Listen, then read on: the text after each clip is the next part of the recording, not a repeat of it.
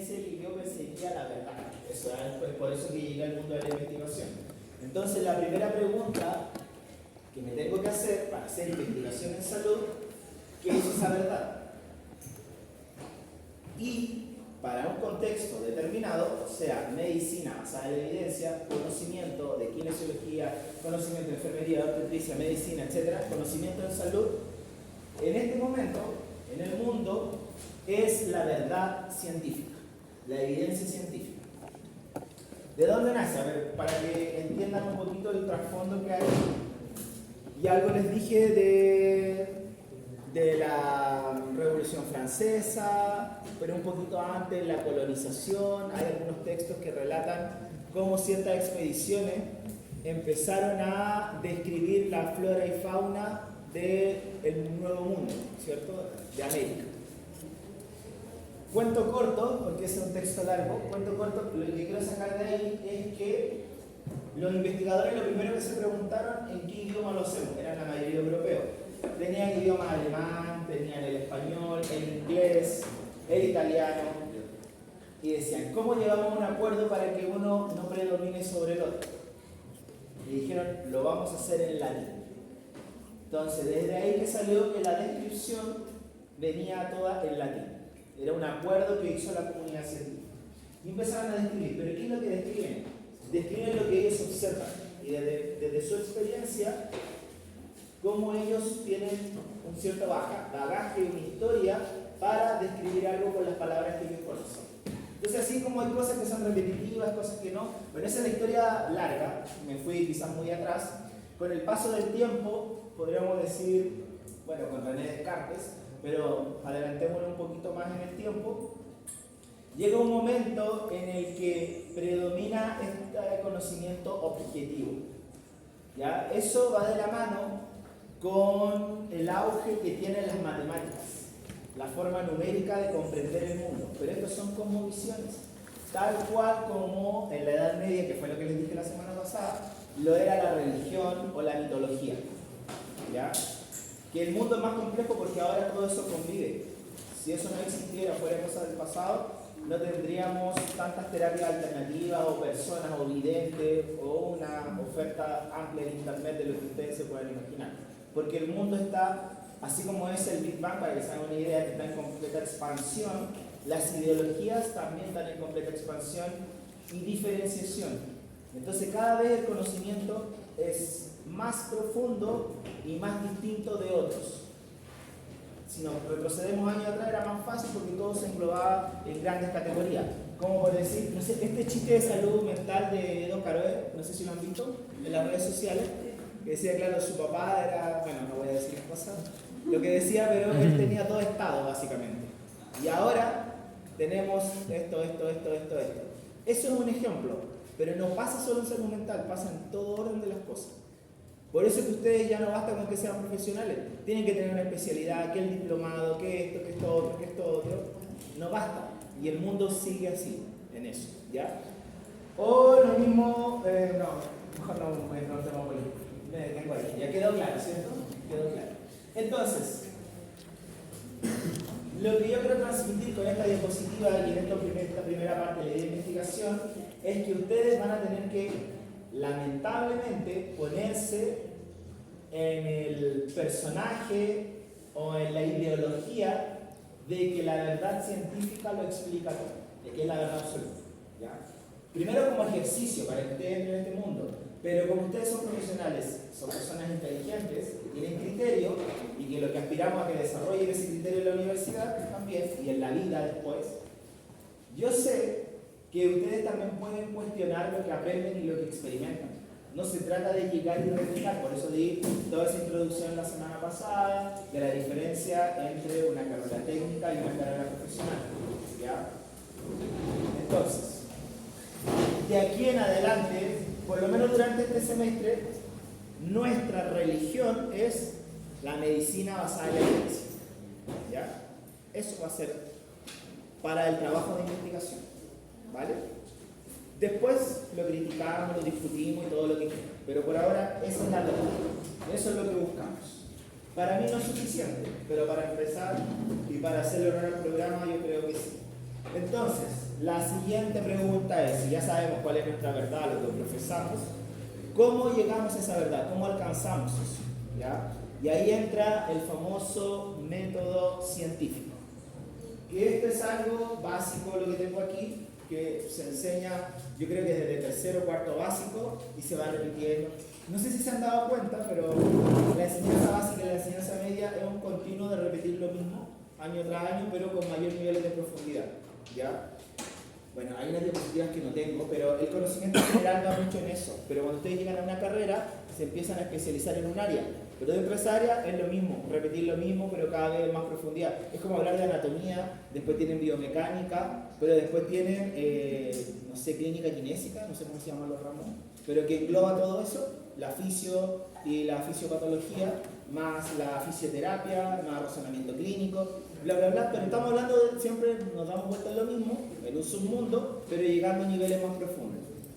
Y además especializados, porque ahí viene lo del chiste de Ledo Caroe, de que ustedes también tienen qué trauma, qué neuro, qué respi, qué medicina deportiva, qué medicina intensiva y bla bla bla bla bla, o perdón, kinesiología intensiva, kinesiología deportiva y todo eso. Pero al final, si ustedes toman las bases de la kinesiología, la esencia, debiesen tener la capacidad para razonar cualquier tipo de problema. Pero es el mundo el que nos impone la especialidad. ¿Ya? Bueno, dicho eso, ahora sí, ¿qué es el método científico? En palabras simples, observación, planteamiento del problema, hipótesis, diseño, análisis de resultados y conclusiones. ¿Ya? Otra historia que aparece aquí. La medicina que conocemos hoy, o la que yo les estoy diciendo, la que estoy evangelizando, no es la medicina original. Digo medicina porque nace de la medicina, la kinesiología es relativamente nueva. No sé cómo tiene la kinesiología, ya se me olvidó. ¿Alguien sabe cuántos años tiene la kinesiología en Chile? Generalmente. Un poco más de 100 años parece. 59, parece que era, ¿cierto? 59, 52, entonces tiene menos de 100. Ya, gracias. Ah, pero los primeros kinesiólogos que no eran kinesiólogos creo que son como de 1906 o 1907. Ah, por eso yo he escuchado los 100 años, pero no eran kinesiólogos. Oficialmente es como del 50 y algo, ¿sí? Cuando se crea la ley. Ya, pero bueno, la medicina en su origen es con Hipócrates, por ejemplo, con esto de la teoría de los humores. ¿Lo vieron en Salud Pública? ¿Lo recuerdan? ¿No? Bueno, él era médico, estamos hablando de 400 años antes de Cristo, y él diagnosticaba en base a observar el entorno y entrevistar a la persona. Por mucho tiempo la medicina era eso, el conversar con el paciente, con la persona que tiene el problema, y desde ahí, desde una entrevista en profundidad, poder deducir cuál es el problema y buscar soluciones. No existían los medicamentos ni la farmacéutica, entonces eran las plantas, era agente físico, por eso la kinesiología es tan importante. Ya, los precursores de la electroterapia, creo que los egipcios tenían un pez que daba electricidad y eso era como una electroterapia. ¿Ya? Me parece. No sé si era el nombre exacto, pero sí. ¿Ya? Entonces, a lo que quiero llegar, que en la historia previa que les conté de la modernización, de entrar al mundo matemático, que es el que nos domina hoy en día, bueno, yo lo digo así, pero no es tan así, cuando aparece esta medicina basada en la evidencia, se transforma la relación médico-paciente, en este caso kinesiólogo-paciente. Y ya perdemos fuerza en esto de la entrevista. Si ustedes van a un CEFAM, que era lo que les decía, bueno, no sé si les decía a usted ahora otro grupo, ustedes van a un CEFAM y tienen 15 minutos muchas veces, porque hay una sobrecarga de pacientes, listas de espera, y tienen que resolver. Y ustedes dicen, pero si yo en la universidad tengo que aplicar una ficha clínica, una anamnesis, un examen físico, hacer una hipótesis diagnóstica, establecer objetivos, desarrollar mi planificación de sesiones y ejercicios, y todo eso lo voy a hacer en 15 minutos, ¿qué es lo que hago? Entonces, al final, ¿de qué se aprende muchas veces? De la práctica clínica, de imitar al docente, profesor, que le está mostrando o que lo está evaluando en esa práctica clínica o que lo está supervisando en un trabajo. Y ahí ustedes tienen que dejar mucho de la teoría y de la idealización del tratamiento de lado en pos de cumplir con un puesto laboral, porque si no lo echan y venga el siguiente. Y así de fácil. Entonces no es tan fácil, no es que yo quiero ser bueno o quiero ser malo, es el contexto también que me condiciona a ser de una determinada manera, ¿ya? Entonces la observación para mí es una cualidad muy importante que se perdió en la salud, en términos generales. Obviamente en términos específicos, pruebas clínicas y eso, ustedes las siguen manteniendo. Planteamiento, bueno, vamos a entrar en la próxima diapositiva a profundizar, pero quería resaltar un poquito esta de la observación. Aquí dice capacidad inherente del ser humano, o sea, todos podemos observar, implica la observación sistemática con los 5 sentidos, esto es importante, se debe analizar en forma exhaustiva cualquier fenómeno o situación, ¿ya? Muchas veces nos cerramos a lo que leemos, medicina basada en la evidencia solamente, pero a veces los problemas están ahí y no tenemos la confianza para plantearlo como un problema. Entonces, lo que pasa en su entorno, su práctica clínica, sobre todo, e insisto en esto porque desde ahí nacen las ideas, es muy importante, ¿ya? Ahí están muchas veces los problemas que tienen impacto. No en un paper, bueno, sí, también en un paper, pero es más latoso estar leyendo tantos papers. Pero no en la clase del profesor, ni en un discurso, está en el entorno. A veces está en una noticia, usted estaba viendo las noticias y dijeron, no sé, los kinesiólogos tienen un problema con los tratamientos de rodillas. Investiguemos rodillas, para decir algo, aunque está súper investigado, pero es un ejemplo solamente. Eso de tener la capacidad de observar qué pasa a mi alrededor me lleva a plantearme un problema. O sea, el enunciado bonito de una investigación es una problematización. Algo que yo observo, que me llama la atención, como yo lo planteo, de que es algo que tengo que estudiar o que tengo que investigar. Pero ojo, el problema tiene que ser abierto, no tiene que ser dirigido y condicionado. El problema tiene que tener una respuesta no positiva y negativa, sino que una respuesta que los datos la vayan a resolver. Y no que yo diga, ¿será verdad esto sí o no? No sé si me captan. Ya, bueno, cuando tengamos ejercicios, yo creo que lo van a captar mejor. Pero esa es la clave, y se equivoca mucho, bueno, en el primer trabajo, en el primer avance, y también en los anteproyectos a veces con esto, con cómo planteo el problema, porque eso después me confunde. El planteamiento del problema se puede sintetizar en la pregunta de investigación. Entonces, el planteamiento del problema yo lo puedo reducir a una pregunta de investigación. Y esa pregunta puede tener una respuesta o alternativas de respuestas. Por ejemplo, si mi problema es, ¿existe relación entre el sedentarismo y el síndrome del túnel carpiano? Entonces quizás, claro, la respuesta puede ser, ¿hay relación o no hay relación? ¿Cierto? Eso sería la hipótesis, las respuestas. Si digo que hay relación entre el sedentarismo y el síndrome del túnel carpiano, es una hipótesis. O digo, no hay relación entre el sedentarismo y el síndrome del túnel carpiano, es otra hipótesis. Muchas veces a una le llamamos nula y alterna, ¿ya? La nula es no hay y la alterna es sí hay. Eso después se tiene que combinar con la bioestadística. No es tan sencillo. Entonces vamos a enredar un poquito la cosa. Pero esto es para introducirnos. Eso es una cosa. Ahora, eso es un estudio comparativo. Pero si yo quiero describir algo, y yo digo, ¿cuáles son los factores de riesgo de las personas que tienen síndrome de túnel carpiano? De riesgo cardiovascular. ¿Ya? ¿Qué voy a hacer yo en mi investigación?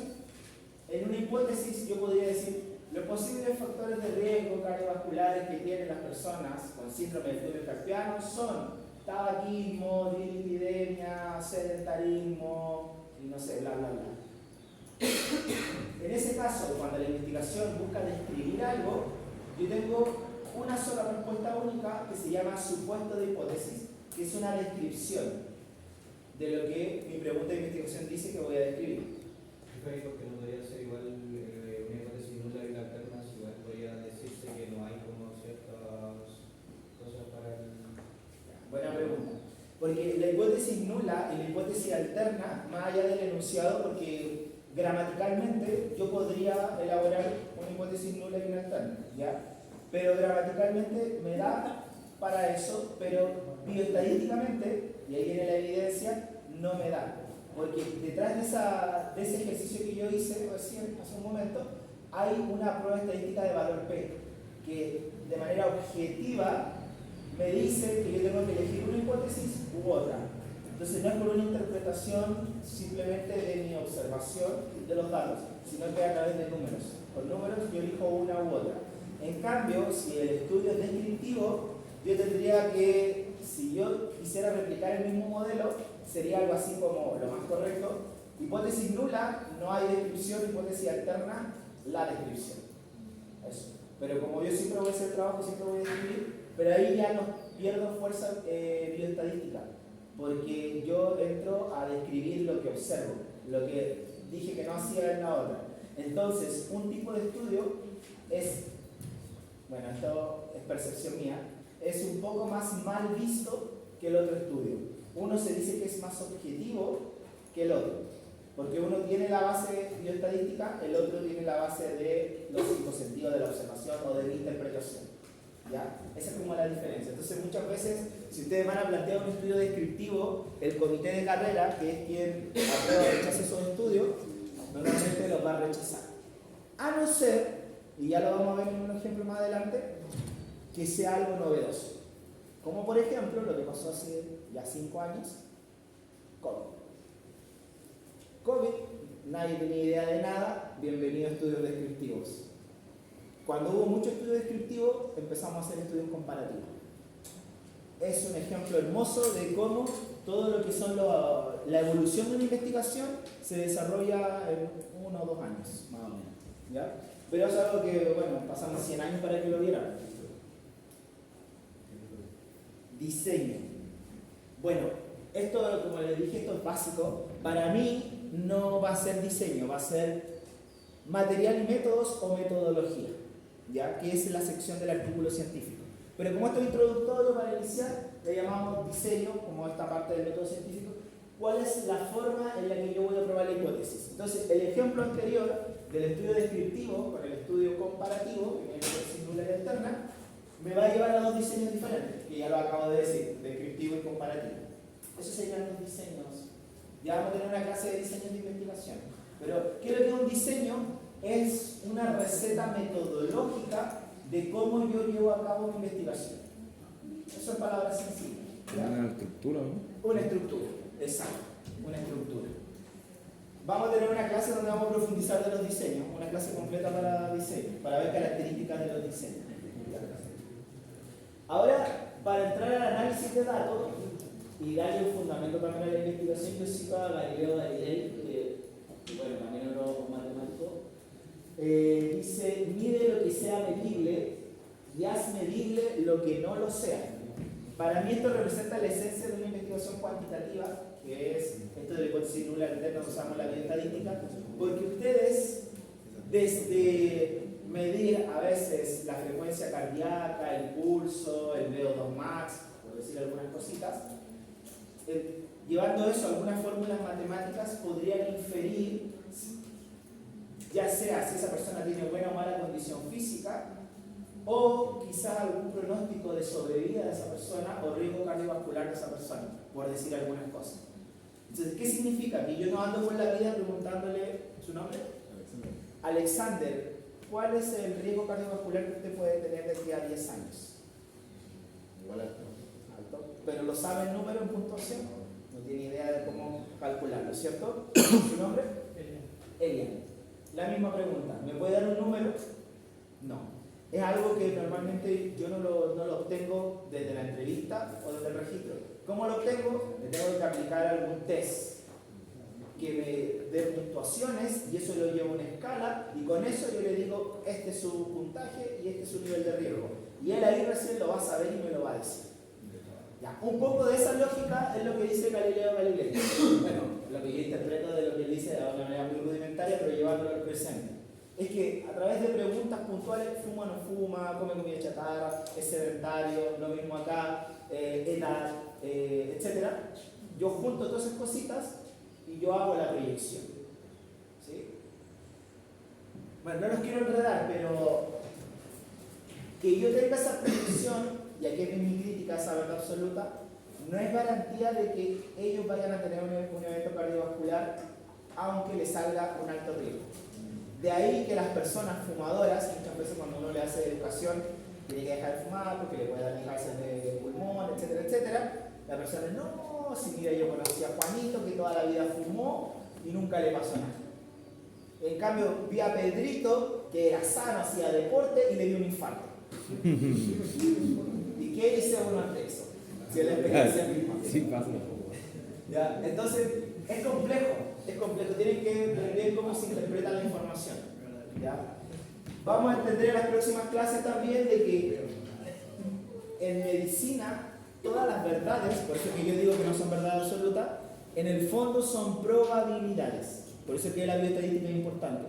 O sea, toda la verdad es probabilidad. Cuando yo le digo, si usted no estudia, va a reprobar la asignatura, no necesariamente va a pasar eso, solo que es altamente probable que eso suceda. Pero puede que no. Todas las posibilidades siempre van a estar. Entonces, es ahí cuando yo digo, bueno, ¿cuál es la certeza entonces? ¿Y qué necesito yo para modificar algo? Pero esa es otra historia. Resultados. Bueno, para nosotros, en salud, los resultados siempre van a tener que tener tablas o gráficos, infográficos, ¿ya? Si es descriptivo, van a tener los típicos gráficos circulares, gráficos de barra. Si es comparativo, probablemente alguna tabla donde coloque algunos valores y el valor P, ¿ya? Intervalos de confianza. Todas esas cositas de bioestadística para que vayan repasando, ¿ya? Pero siempre los resultados son en función de tabla o gráfico. Por lo tanto, a ver, hay excepciones de que ustedes hagan una investigación sobre un caso clínico, pero no va a ser el caso de ustedes probablemente. O reporte de casos, que muchas veces se hace en medicina. En kinesiología normalmente hacemos estudios poblacionales, por decirlo, a un grupo de personas. Entonces, los resultados representan los datos de una población y una muestra. ¿Ya? Eso es para que igual lo vayan pensando. No hago estudio de una o dos personas, hago de un conjunto de personas. Conclusión. Bueno, el método científico es más breve. Nosotros vamos a ver la estructura del trabajo, va a haber una discusión bibliográfica antes. Pero la conclusión, en el fondo, para que se le grabe desde ya, es cuando yo digo si mi hipótesis, o sea, la respuesta a mi pregunta de investigación, si tengo más de una, ¿cuál es la correcta? ¿Cuál es la que los datos me dicen que yo tengo que elegir? No la que yo digo, la que los datos dicen que yo tengo que elegir. ¿Ya? Y si mi investigación es descriptiva, entonces mi conclusión tiene que ver con reafirmar esa idea que yo tenía de lo que iba a describir. Si fue así o no fue así. Y punto, nada más. Si yo me encuentro con que yo decía, por ejemplo, yo hago la investigación descriptiva de ustedes, digo que la mayoría, sin antes conocerlos, mi hipótesis, mi pregunta de investigación es, ¿cuál es la mayor representatividad según sexo en los estudiantes de kinesiología, metodología de investigación, bla, bla? Entonces, antes de saber, ¿ya?